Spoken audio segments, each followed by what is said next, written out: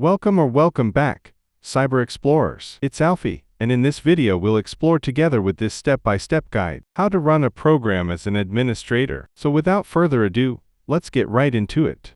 Running a program as an administrator can provide the program with elevated permissions that might be necessary for certain tasks. Here's how you can do it. Using the program shortcut, locate the program you want to run as an administrator. Right-click on the program. Select Run as Administrator from the context menu. If prompted, click Yes to allow the program to make changes.